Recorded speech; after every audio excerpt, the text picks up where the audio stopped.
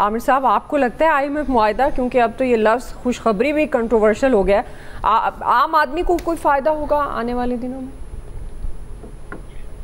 देखें, दुआ कर्जे जब भी लिए जाएं वो खुशखबरी नहीं हुआ करती, क्योंकि पाकिस्तान बुरी तरह फंस गया था तो बेल आउट पैकेज का लफ्ज यूज होता है, जो कर्जा है जिसको इमरान खान कहते थे हमें खुशखबरी मिली है कि एक सऊदी अरब से पैकेज मिल गया, एक IMF से पैकेज मिल गया, और अब ये बेल आउट पैकेज मिल रहे हैं हमें। मसला ये है कि ये कोई हमारी मईशत के लिए नहीं है, हमारे जो कर्जे हैं उनके सूद उतारने में, बैलेंस ऑफ पेमेंट को दुरुस्त करने के लिए है। और IMF क्या कहता है, अगर इसको गैर जानिबदाराना अंदाज में देखें, वो कहते हैं कि अपनी चादर देख के पांव फैलाएं, आपकी जो आमदनी जहां से टैक्सेशन होनी चाहिए वो करें। शकील साहब बेशक कह रहे थे कि ज़राई टैक्स में बड़ा इजाफा कर दिया, भाई ज़राअत में जो बड़े जमींदार हैं वो टैक्स देते कब है? यही तो इस मुल्क का अलमिया है, सब ने जायदाद उसमें ही छुपाई हुई है। मतलब अब मैं आप हम तनख्वाहदार तबका जितना मर्जी हो सारे टैक्स जबरदस्ती ले लिए जाते हैं, ज़राअत पे लगता कब है टैक्स? तो भाई टैक्स के नाम पे बचते रहे, फंसाते रहे एक दूसरे को। अब बना है, देखिए मैं कल जब ये मीटिंग हुई है फाइनल IMF की MD से भी, प्राइम मिनिस्टर की, मैं उनसे मिला, वहां बात दो लोगों ने मुझे कहा कि एक ने कहा ये मरहम पट्टी है और दूसरे ने लफ्ज यूज किया कि ये जैसे टांके लगते हैं ना, ये मईशत को टांके लग रहे हैं। ये हमारी सांसें बहाल करने के लिए है माशी तौर पे कि आप अपने आप को ठीक करें। अब यहाँ सियासी अब्तरी अपने उरूज पे है, बद इंतजामी अपने उरूज पे है, भाग रहे हैं, दौड़ रहे हैं। और अगर ये जो पिछला हमने बेल आउट पैकेज लिया था, अगर वो जिस पे टैक्सेशन भी हुई सब कुछ वो ना करते तो ये $7 अरब का तो मिलना ही नहीं था, क्वेश्चन ही ना पैदा होता। असल बात ये है कि जो बड़े तबकात हैं, अमीर तबकात हैं, उन पे टैक्स लगने चाहिए। अब एक नई बात जो सामने आ रही है वो ये है कि इनहेरिटेड प्रॉपर्टी जो है हमारे यहाँ, बड़े बड़े लोगों ने करोड़ों रुपए उसमें रखे हुए हैं कि जी तो मेरी इनहेरिटेड और इस पे पैसे नहीं है। प्रपोजल आ रही है कि इसमें आप 10 to 20% टैक्स लगाएं जो 10 करोड़ रुपए से ऊपर इनहेरिटेड प्रॉपर्टी है। तो हजारों अरबपति हैं हमारे पास जिन्होंने सबने ये शो किया हुआ है कि मेरे बाप की जायदाद थी, मेरे फलाने की थी, लेकिन मैं टैक्स नहीं दूंगा। भाई जब मेरी और आपकी हर तनख्वाह पे ये टैक्स तनख्वाह बढ़ाए बगैर लगा सकते हैं, तो ये इनहेरिटेड प्रॉपर्टी पे क्यों नहीं करते? बिल्कुल। अब वो सारे वसाइल ढूंढने होंगे। हम इंडिया दुश्मन की बात करते हैं, उनकी GDP की शरह 17% पे 15% पे पहुंची हुई है और हम 7 और 9% में जलील होके, और वो भी आम आदमी से टैक्स इकट्ठे करके पूरे कर रहे हैं। उन्होंने नादरा हमारे बाद बनाया था और वो हमसे ज्यादा इंटीग्रेट कर चुके हुए हैं, वहां कैश का काम खत्म हो चुका हुआ है और हमारे यहाँ सारी इकोनॉमी कैश पे खड़ी है।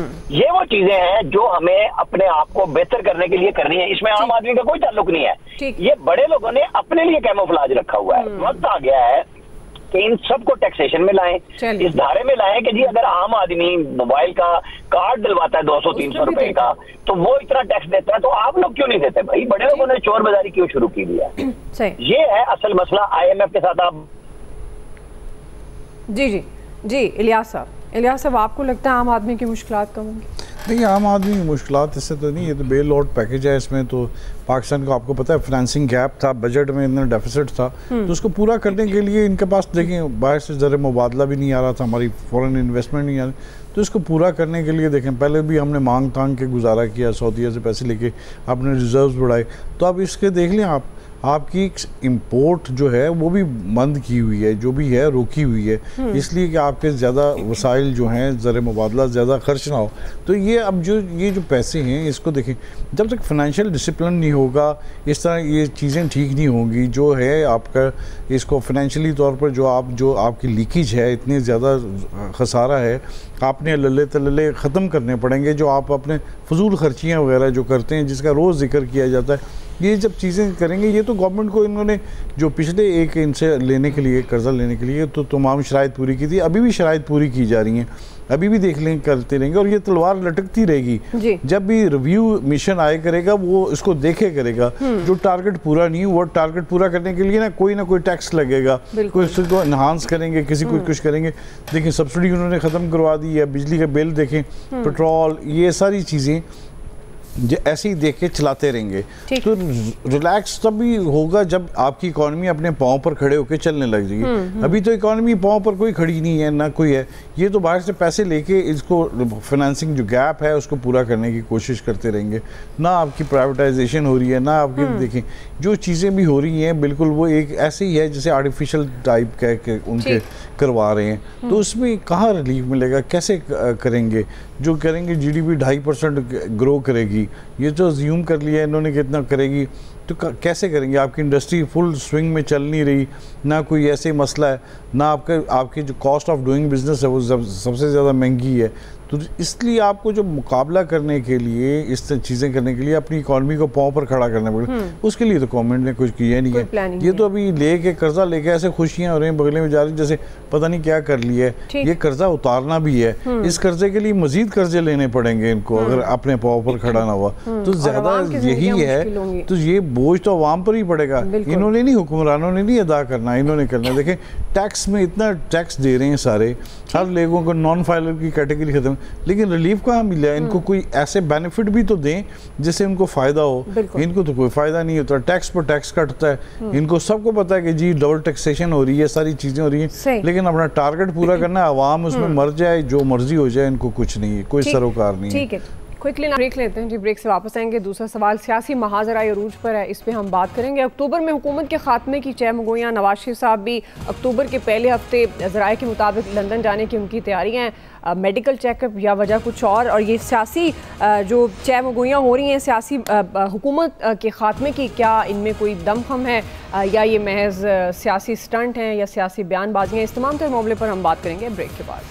नाज़रीन, गुज़श्ता कई दिनों में अपोजिशन जमातों की तरफ से हुकूमत के खात्मे की चहमगोइयाँ जारी हैं और इस हवाले से फवाद चौधरी, मोहम्मद अली दुरानी, शेख रशीद समेत कई अपोजिशन रहनुमाओं की जानिब से अक्टूबर को अहम कहा जा रहा है और ये दावा हो रहा है कि 15 अक्टूबर के बाद सियासी और कानूनी महाजराए का हतमी राउंड शुरू हो जाएगा। PTI रहनुमा सेनेटर रौन अब्बास ये दावा कर रहे हैं कि 30 अक्टूबर पर मरियम नवाज की हुकूमत कायम नहीं रहेगी। अगर आइंदा चंद दिनों में आईनी तरमीम मंजूर ना हुई तो वफाकी हुकूमत की भी छुट्टी हो जाएगी। दूसरी तरफ से ये इत्तलात भी हैं कि नवाज शरीफ अक्टूबर के पहले हफ्ते लंदन जा रहे हैं। उनका 5 से 7 अक्टूबर तक बैरून मुल्क जाने का इम्कान है, जहां वो अपना मेडिकल चेकअप कराएंगे और कुछ दिन लंदन में क़याम करेंगे। उसके बाद अमेरिका जाएंगे। इससे पहले लीगी रहनुमा एहसन इकबाल ये बता चुके हैं कि नवाज शरीफ की लंदन रवानगी का प्रोग्राम हतमी नहीं है, अगर वो लंदन गए तो चंद दिन बाद वापस आ जाएंगे। इसी तमाम तर सूरत हाल से जुड़ा हमारा सवाल, आमिर साहब हमारे साथ हैं, आपसे आगाज़ करी हूँ। चूँकि ये जो हुकूमत के ख़ात्मे की चहमगोइयाँ अपोजिशन रहनुमाओं की तरफ से हो रही हैं, इसमें कितनी हकीकत है? और ये जो 15 अक्टूबर के बाद फाइनल राउंड होने के दावे हैं, अक्टूबर के महीने को बड़ा इंपॉर्टेंट कहा जा रहा है, और फिर नवाज शरीफ साहब की इसी महीने में लंदन जाने की तैयारियाँ हैं, तो ये क्या वाकई ये जिस तरह से कहा जा रहा है हुकूमत की छुट्टी हो जाएगी आईनी तरमीम मंजूर ना हुई, तो ये मामला किस तरफ इशारा कर रहे हैं आमिर साहब? ये जो ज्योतिषी नजूमी हमारे पास सियासत में मौजूद है, कई नए पैदा हो गए हैं, तो आपको याद होगा कि 30 सितंबर डेट दी गई थी इन सब की तरफ से कि बस ये आखिरी चीज है। तो अब 15 अक्टूबर की उन्होंने 15 दिन की सांसें बढ़ा दी हैं और आखिर 30 अक्टूबर कह दिया है। तो चले अच्छा है, वो कहते हैं ना लगे रहो मुन्ना भाई। इस मुल्क में जितनी हुकूमतें पिछले 15 साल में रही हैं, 5 साल जिसमें वजीर आजम जाते रहे हैं, पार्लियामेंट उम्र पूरी करती रही, तो हर रोज यही तारीखें देने वाले होते थे लोग कि आज गए और कल गए। तो इसी तरह फिर हमारी मईशत की भी सिचुएशन बनी हुई है कि अपनी अपनी ढारस से अपने अपने लोगों को मुतमईन करने के लिए ये तारीखें दे दी जाती हैं कि आईनी तरमीम। अब कल अगर हम ये कहें कि मौलाना फजलुर रहमान ने इंदिया दे दिया कि वो न सिर्फ फौजी अदालतों के हक में है, वो न सिर्फ आईनी अदालत के हक में है, वो आईनी तरमीम पे वोट देने जा रहे हैं गवर्नमेंट को, और उसमें टेन्योर के ऊपर उन्हें किसी चीफ जस्टिस के उम्र बढ़ाए बगैर टेन्योर अगर आईनी अदालत का 3 साल हो जाए तो उस पर भी उन्हें एतराज नहीं है। तो फिर ये तो जिन्होंने डेट दी है कि जी अगर आईनी तरमीम पास ना हुई तो वो क्या करेंगे।